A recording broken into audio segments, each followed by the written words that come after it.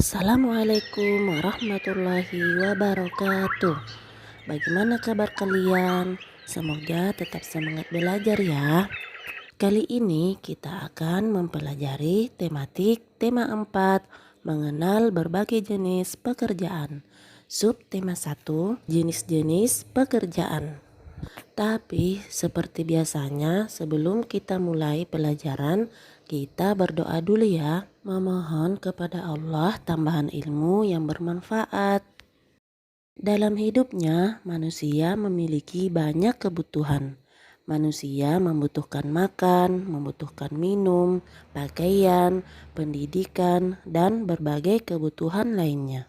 Alat pemenuhan kebutuhan manusia dapat berupa barang ataupun jasa. Beberapa barang ataupun jasa yang harus dibeli dengan uang. Untuk memperoleh uang, orang harus bekerja.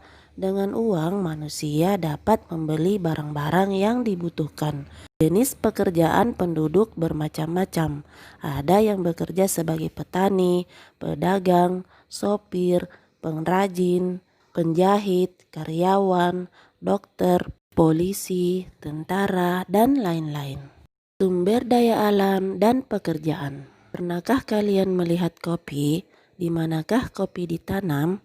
Pekerjaan apa saja yang ada di kebun kopi? Perkebunan kopi berada di dataran tinggi. Selain kopi, ada banyak tanaman yang tumbuh di dataran tinggi. Contohnya buah-buahan, sayur-sayuran, tanaman teh, kakao, dan berbagai jenis bunga. Penduduk yang tinggal di dataran tinggi kebanyakan bekerja sebagai pemetik buah, petani sayur, dan petani kebun. Sebagai contoh, perkebunan kopi menyebabkan adanya industri kopi dan membutuhkan para pekerja pemetik dan pengolah kopi. Mengenal produk barang. Setiap orang bekerja untuk menghasilkan sesuatu yang bermanfaat. Kemudian, ia mendapatkan imbalan penghasilan, dapat berupa gaji, upah, atau keuntungan. Penghasilan yang diperolehnya untuk mencukupi kebutuhan sehari-hari. Perhatikan gambar di samping. Tahukah kamu pekerjaan orang itu? Apa yang sedang dilakukan? Di mana ia melakukannya? Orang itu bekerja sebagai petani. Petani menghasilkan bahan makanan seperti padi, jagung, kedelai, atau sayur-sayuran.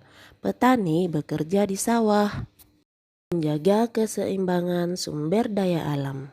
Sumber daya alam merupakan segala sesuatu yang ada secara alami dan dapat digunakan untuk memenuhi kebutuhan manusia. Sumber daya alam terdiri atas komponen biotik yang meliputi hewan, tumbuhan, dan mikroorganisme. Selain itu, terdapat juga komponen abiotik seperti minyak bumi, gas alam, air tanah, dan cahaya matahari.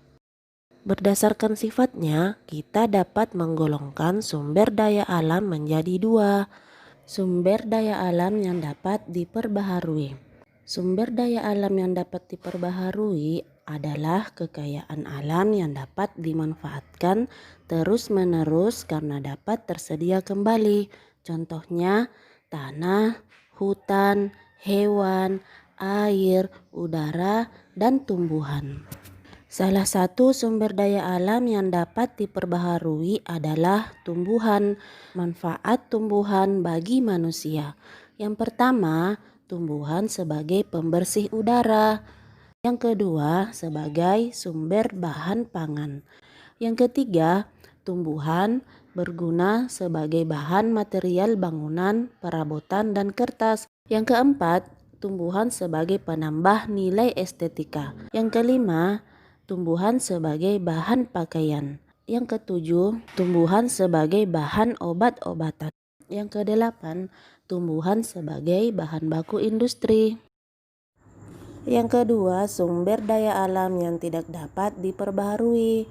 Sumber daya alam yang tidak dapat diperbaharui ialah sumber daya alam yang dapat habis. Contohnya, bahan tambang. Simbol serta nilai-nilai Pancasila. Tahukah kalian apa itu Pancasila? Bagaimana bunyi kelima sila dalam Pancasila? Kalian sudah hafal bukan? Yuk kita pelajari bersama. Burung Garuda Pancasila adalah lambang negara Republik Indonesia. Sila pertama, ketuhanan yang Maha Esa di bagian tengah dilambangkan dengan perisai berbentuk bintang. Sila kedua, kemanusiaan yang adil dan beradab dilambangkan dengan tali rantai. Sila ketiga, persatuan Indonesia dilambangkan dengan pohon beringin. Sila keempat, kerakyatan yang dipimpin oleh hikmat kebijaksanaan dalam permusyawaratan perwakilan dilambangkan dengan kepala banteng. Sila kelima, keadilan sosial bagi seluruh rakyat Indonesia dilambangkan dengan kapas dan padi. Kedua cakar Garuda Pancasila mencengkeram sehelai pita putih bertuliskan Bhinneka Tunggal Ika. Semboyan Bhinneka Tunggal Ika maknanya meskipun berbeda-beda tetapi pada hakikatnya tetap satu kesatuan.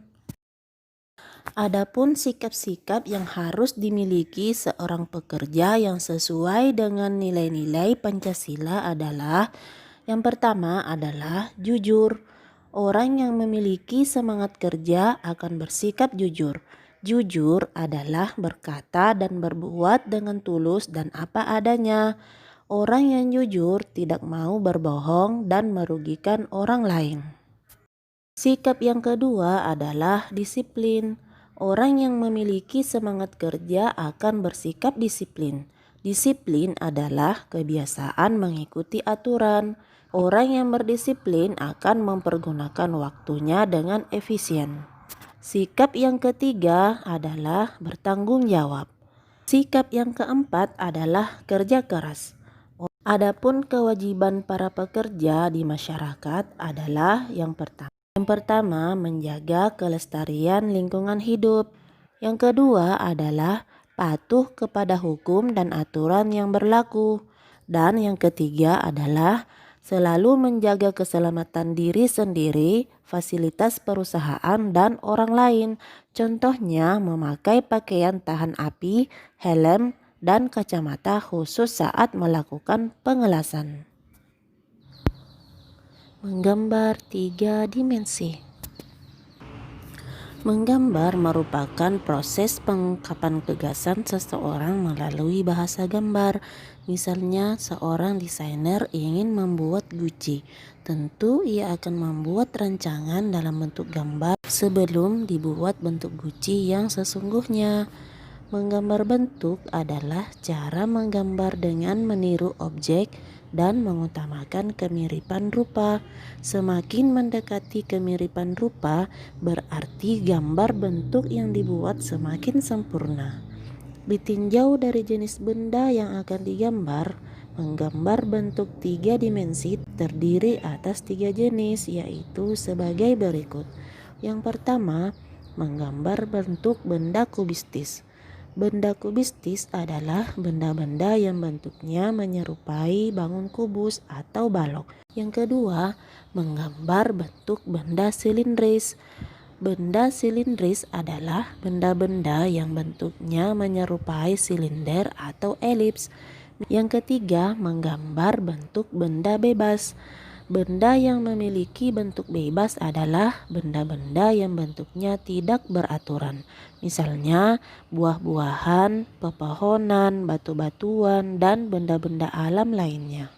Alat dan bahan untuk menggambar bentuk dapat dibedakan berdasarkan penggunaan medianya. Yang pertama, media kering. Peralatan ini digunakan pada bidang gambar dengan media warna dalam keadaan kering. Misalnya pensil, krayon, spidol, dan lain-lain. Yang kedua, media basah. Peralatan ini digunakan pada bidang gambar dengan media warna dalam keadaan basah. Misalnya cat air, cat poster, cat minyak, dan lain-lain. Pengaruh sumber daya alam terhadap jenis pekerjaan. Jenis pekerjaan sangat berhubungan dengan tempat tinggal. Secara umum, ada 3 wilayah yang memengaruhi pekerjaan seseorang. 3 wilayah itu adalah dataran tinggi, dataran rendah, dan perairan. Jenis pekerjaan di dataran tinggi. Sebagian besar pekerjaan orang yang hidup di dataran tinggi adalah bertani. Mereka biasanya menanam sayur-sayuran dan buah-buahan. Bahkan ada tumbuhan tertentu hanya bisa hidup di dataran tinggi. Contohnya adalah teh. Perkebunan teh hanya ada di dataran tinggi. Akibatnya, pemetik teh tinggal di dataran tinggi. Yang kedua, jenis pekerjaan di dataran rendah. Sebagian besar orang yang hidup di dataran rendah adalah petani, misalnya padi dan palawija. Selain bertani, orang yang tinggal di dataran rendah juga memelihara hewan ternak. Contohnya adalah ayam dan bebek. Yang ketiga, jenis pekerjaan di perairan. Jenis pekerjaan orang yang tinggal di perairan adalah nelayan. Para nelayan menangkap ikan di laut untuk mencukupi kebutuhan keluarganya. Selain nelayan, ada juga orang yang memelihara ikan. Wah, Masya Allah ya, kita telah belajar banyak hari ini. Alhamdulillah. Assalamualaikum warahmatullahi wabarakatuh.